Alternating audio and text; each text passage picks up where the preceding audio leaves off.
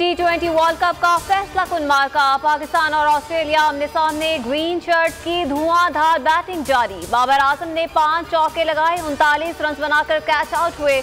मोहम्मद रिजवान और फखर जमान क्रीज पर मौजूद। शाहीन कैंगरूज को दबोचने के लिए पुरज़्म।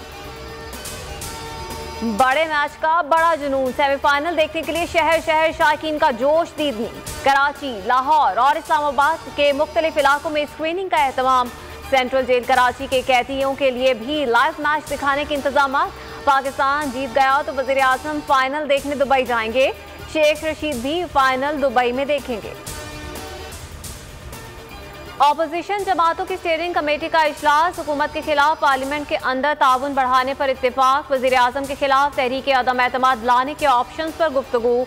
चेयरमैन सेनेट और स्पीकर के खिलाफ ही तहरीक लाने पर बातचीत। इजलास के बाद ऑपोजिशन का हुकूमत से पहला राबता। ऑपोजिशन रहनुमाओं के वक्त की स्पीकर असद कैसर से मुलाकात।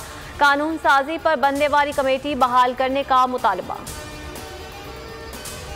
वज़ीर आज़म ने बताया अपनी जिम्मेदारियों से आगाह हैं। शहदा के वालिदैन के दुख के अजाले की हर मुमकिन कोशिश कर रहे हैं। सानिहा आर्मी पब्लिक स्कूल केस की समाअत का तहरीरी हुक्मनामा जारी।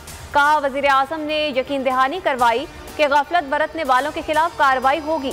लवाहिकीन अपने बच्चों की शहादत पर कोई उज़र कबूल करने को तैयार नहीं। मुआहिदे में शामिल हूँ, मेरे दस्तखत हैं। लिफाफा जब खुलेगा तो मुआहिदे का पता चलेगा। शेख रशीद कहते हैं खून खराबे का मुखालिफ, सबसे मुज़ाकरात का हामी हूँ। पहले दिन से TLP से भी मुज़ाकरात का हामी था। इत्तेहादियों के गिले शिकवे हैं। मुश्तरका इजलास मुलतवी करने का फैसला सोच समझ कर किया। और रुपए की बेकदरी, डॉलर की ऊंची उड़ान। ओपन मार्केट में डॉलर 176 रुपये 50 पैसे का हो गया। रवा साल से अब तक अमरीकी करेंसी 18 रुपये 50 पैसे महंगी हो चुकी। इंटरबैंक में 1 रुपये 26 पैसे इजाफे के बाद 174 रुपये 19 पैसे पर बंद हुआ।